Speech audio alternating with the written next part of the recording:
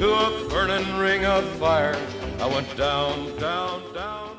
Hey, welcome to Half the Battle. I've only done one classified review so far, the Snake Eyes movie Baroness, so it's high time for a second. And it's gonna be Classified Barbecue. And it's no coincidence these both start with the letter B. You see, straight from the start I had decided that if I was gonna review classified figures, I was only gonna do them for characters I've already reviewed. And since in the early days of this show I was going alphabetically, you're gonna see toys that start with the letter A or B often. Though in this case that wouldn't have necessarily happened, since I left the subject of today's video up to Twitter and Patreon by way of a poll.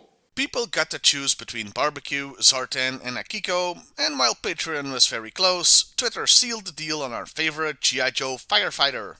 So meet Target and Hasbro Pulse exclusive Cobra Island Gabriel Barbecue Kelly. God damn, that's a mouthful. This figure was released in 2021 with all original body parts. And it looks awesome! It looks great! I'll let Homer sum it up. Barbecue. The detailing is gorgeous, as well it should be on a 6-inch figure. Yeah, whenever I say something nice about a classified figure, just assume that 9 times out of 10 it's followed by the phrase, as it bloody well should be on a 6-inch figure. Higher standard for a larger figure and all that. Maybe I'll put up a graphic or something, I don't know. To give the detailing a proper evaluation, we really need to compare this figure to the original that it's based on. So meet Barbecue version 1 so we can do just that. Obligatory don't ever talk to me or my son again meme. The straps on his leg and his belt are now separate rubbery pieces instead of being part of the mold, and his whole protective vest, I suppose I could call it, is separate too. He's got dark red paint on his knee pads and gloves, something the original doesn't. Both the dark red and distinct grey gloves, I mean. Now I wonder if the first Barbecue would have looked better with grey gloves. There's a small bit of green paint on the device on his chest, which is a nice touch and would be nigh impossible to do in 1985 on such a small figure. That leads me to the last point regarding the detailing. His insignia has moved to a band around his arm and is much bigger, so you can actually make out what it's supposed to be. A lot easier than on V1 at any rate.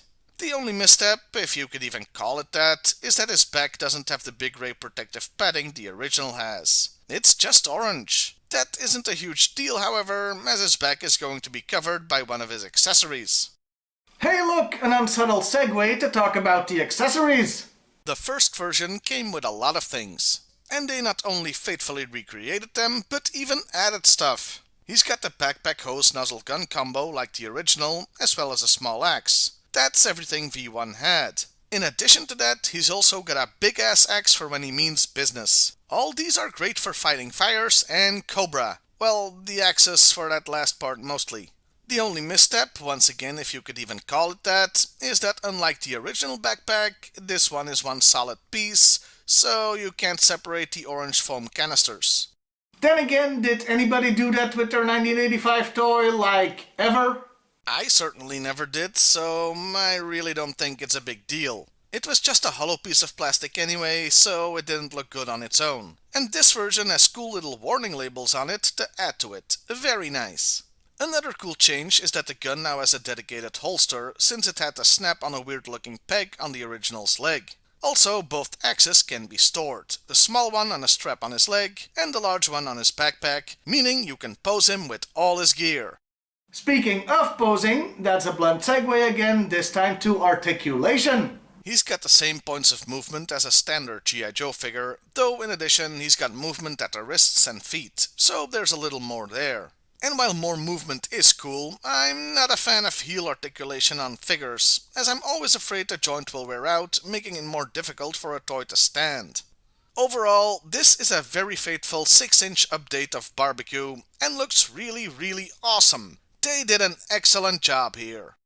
If there's any criticism I have, it's, well, that they kinda missed an opportunity here.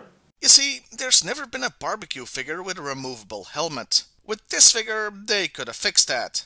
Though I'm not saying this helmet should have been removable, as I think that would either make the human head too small or the helmet too bulky on the toy. But what they could have done is add a second head that you could swap in, so you'd have the best of both worlds. One more thing I want to mention is that this guy looks heavy.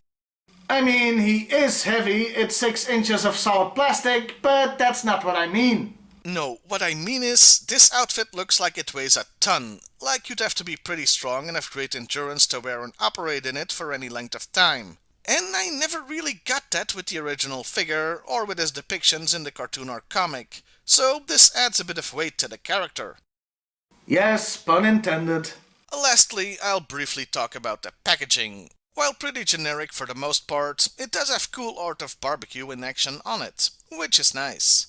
What isn't nice is that, like with all classified figures, there's no file card on or inside the package.